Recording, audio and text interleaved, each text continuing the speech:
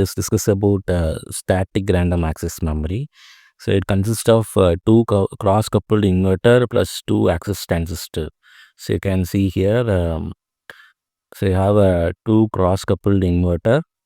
That is the input of this one is connected to the output of the second inverter, and the output of this inverter is connected to the input of this inverter. And you have two access transistor. This may or may not be a NMOS. You can use PMOS transistor also.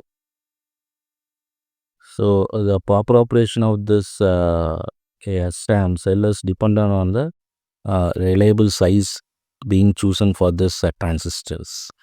Usually the access transistor. This is my access transistor.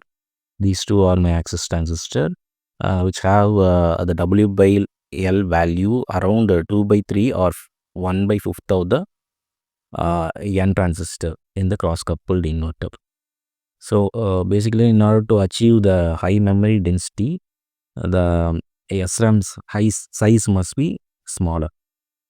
So in order to study the operation of the SRAM cell, we have to understand the read and write operation in sequence. Okay, so while doing so, we also derive the transistor sizing constraint.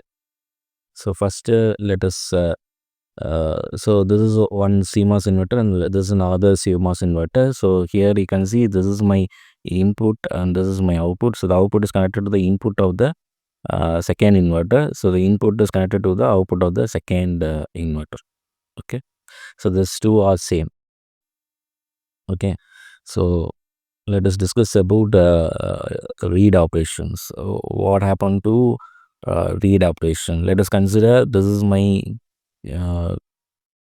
Q and this is my Q bar. So and the W by L value is equal to 0. So if the W by L value is equal to 0, and if I consider this is 0 and this is 1, okay, here the bit line. So the bit line, that is the differential bit line is completely out from this SRAM cell, right? There is no connection between this bit line and my SRAM cell. So this 0 will make my NMOS transistor. So let me name this one as this is my access transistor M5 and M6, and this is M1, M2, okay, and M3 and M4. So this is called as a pull-up network, and this is called as a pull-down network. These two, okay. So if I give 0 to this one, the pull-up network, this is on, okay, and if I give 1 to this one, this is on, okay. So this is how it is, okay. So this two is off, so I just removed this one, okay. So now I'm going to give the W by L value is equal to 1, okay, 1, and in order to start the read operation, okay, first one is W by L value is equal to 1, then for BL, that is bit line, and bit line inverse must be equal to 1. So this might be VDD or it may be VDD by 2, okay, both you can use. So if I give VDD by 2, so since this so I'm giving 1 and 1 to these two bit line, so you can see since this transistor is on and this transistor is also on, there is a possibility that the this one get discharged to this ground, okay. There is a path between this one, so the one get discharged to the ground. So my the bit value the inverse of the bit value goes to 0. There is a change in the bit value. Here you can see there is no change in the bit line, right? Since this is always on, this must be VD. This will remain as 1, okay. So this is how the read operation will perform. Read operation will happen, and this difference gets sensed by the sense amplifier, and you will get the output. Okay. So you can see you have in the bit line you have a capacitance. Okay, you have a capacitance since it has to store the value, right? So it is in the range of picofarad. Okay. So for a small sized cell, the two NMOS transistors which will pull down the um, this BL bar value towards ground, right? Uh, these two series combination of the uh, NMOS transistor will pull down my BL bar value towards ground. So for a small size cell, we would like to have this transistor size as close to the minimum as possible, which would result in a very slow discharge of the large bit line capacitance. Since this capacitance is large compared to this one, there is a possibility there is a slow discharge of this bit line capacitance. So there is a possibility that this one, okay, this one, since these two transistors on, this becomes right, this becomes a VDD minus VTN, right? That I can term it as del V. Okay, the del V. So this del V will make my this M3 transistor on. So if I make this transistor on, means this will go to 0. So this will turn on this transistor. Okay, so this will go to 1. Okay, so what I have to do is so if you see, therefore I have to size the transistor accordingly. So for M5 transistor, you can see this is my M5 transistor, and this is my um, M1 transistor. So this is connected to VDD, and I have a del V as a voltage, and this is VDD, right? So this is also one, that is VDD. Okay. So for left hand side, sorry, for right hand side, I can write this is nothing but VGS, right? VDD minus VGS is del V. VG minus V. VG minus VS minus VTN, right? Into K of phi. Okay. This is nothing but mu n Cox W by L value into VD saturation. VG saturation of M, right? So this is this went to saturation, right? Minus that is VDS, VDD minus del V. So VD saturation of M square divided by 2. This is for this transistor, M5 transistor, that is equal to K1. So here you can see what is VDD. This is VDD. VGS is VDD minus VTN into what is VDS? VDS is del V. Del V minus del V square divided by 2. So you can solve this problem. If you solve, you will get the del V is equal to VD sat of N minus root of VD, VD saturation N square into 1 plus CR plus CR square into VDD minus VTN whole square plus CR into VDD minus VTN divided by CR, where CR is my cell ratio. Okay. So CR is my cell ratio, that is equal to W1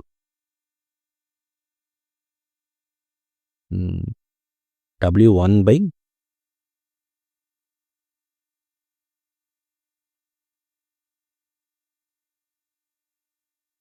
W1 by L1 into W 5 by L5. Okay, so this is nothing but my pull down transistor, that is M1 divided by axis transistor. Okay, that is W5. So if I plot the graph between the del V and CR, you will get the graph like this, and this is 1.2 and this is 0.4. If the CR value is greater than 0.1.2, you can see the del V value goes less than 0.4. So this del V will not turn on my M3 transistor. So I have to keep the CR value greater than 1.2. So if I want to keep the CR value greater than this 1.2, okay, I have to make my PDN value must be greater than P axis transistor. Okay. Next, light operation. So let me assume initially the value of um,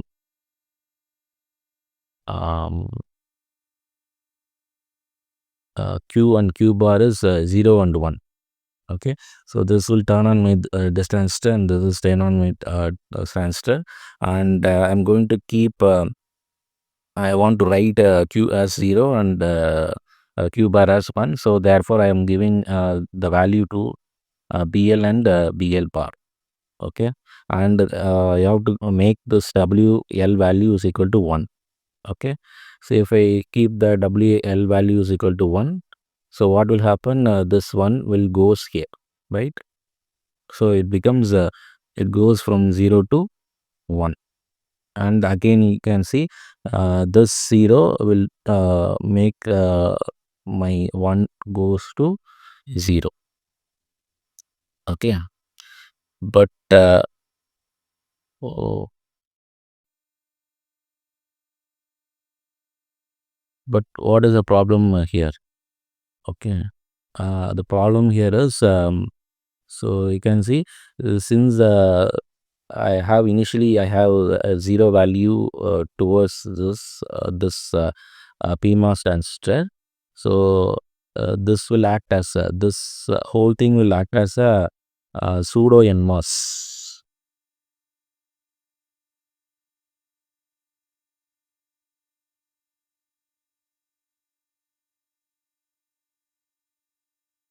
Pseudo NMOS transistor. So this is how the pseudo NMOS transistor will look like. So this is always on, right? So I can term this one as del PQ. Okay. So since this is always on, um,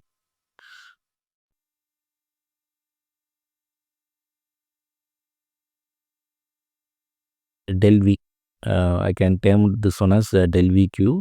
So there is a possibility that this might turn off my transistor. This one. Okay. So there is a possibility that this del VQ, I have to keep the del VQ value uh, not 1. Okay, that should be VOL minimum. Okay, so I can write my this M3 transistor. So here I can term this one as this is nothing but M4 and M1, right? M4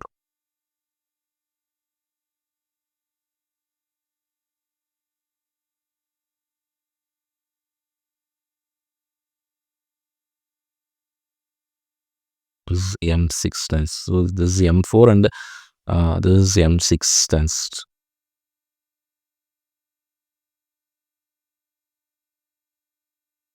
Okay. So the right hand side I have so on the top side I have a pull up transistor. So I can write this is yeah, K4. Okay. So VDD, this since it is a PMOS, VD minus VTP into VD saturation, since it go to velocity saturation. So VD sat N of P minus VD sat of P square divided by 2, that is equal to K6. Okay. K6 VDD minus VDD minus 0 into minus VTN into del VQ.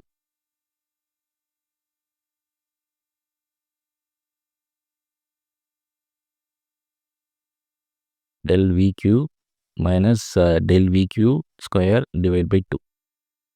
Okay. So if I solve this value, I will get the del VQ value is equal to this one. Okay. So here the PR value is nothing but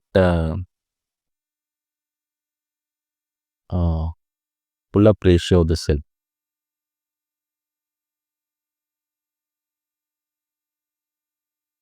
That is equal to what is pull-up ratio? W 4 by L4 divided by W 6 by L6. So if I plot this del VQ versus PR, I'll get the graph like this. So you can see at below this 1.8 value, the del VQ value goes less than this one. So if del VQ value is less than 0.4, this will turn off my transistor.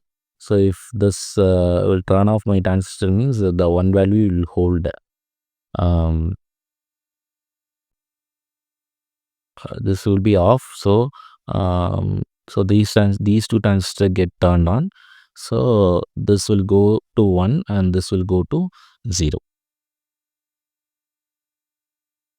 So therefore you can see so in order to have this value, so I have to decrease the value of PR. So the p-axis transistor must be greater than the pull-up network, right? Pull-up network.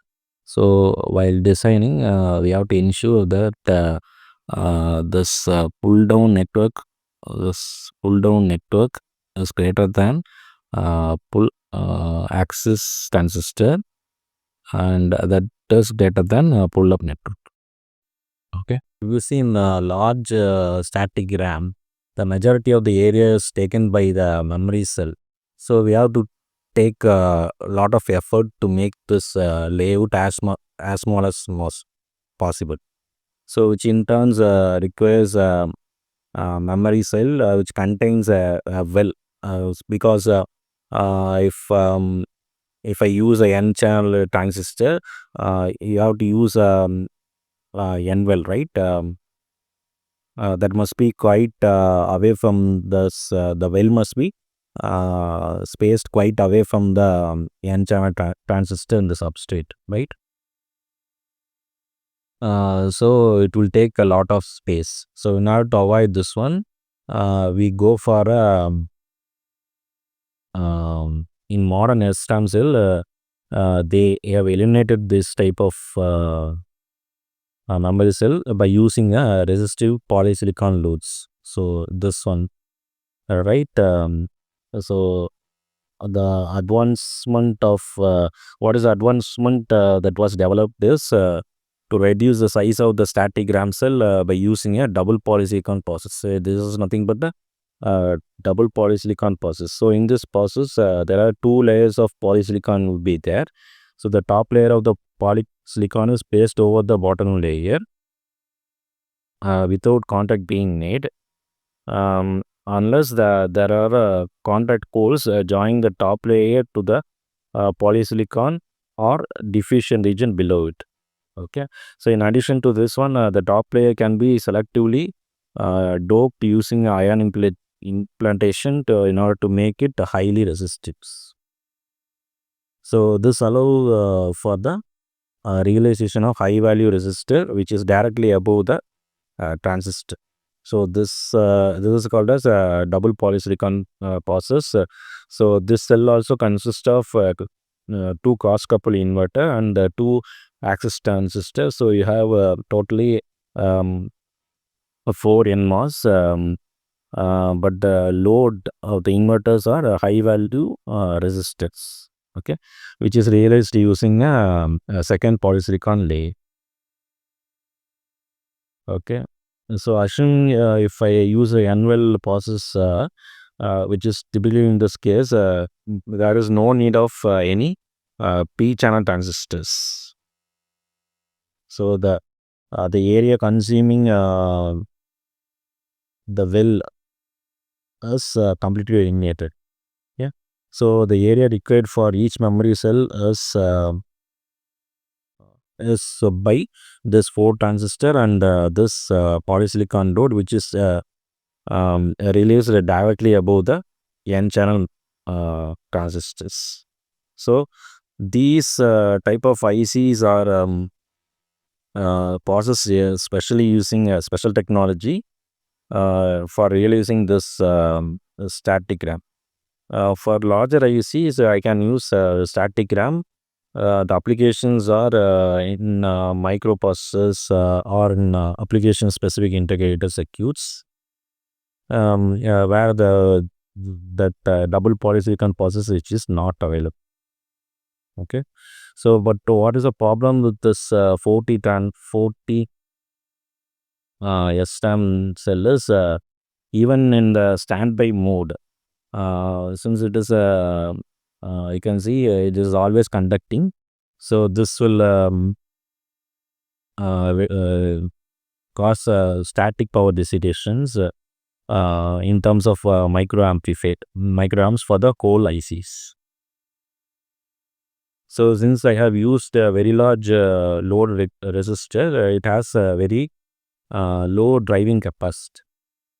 Okay, so that is the current required to originally write into the cell is supplied only by the peripheral cell and not by the load resistors. Okay, so this is the only problem.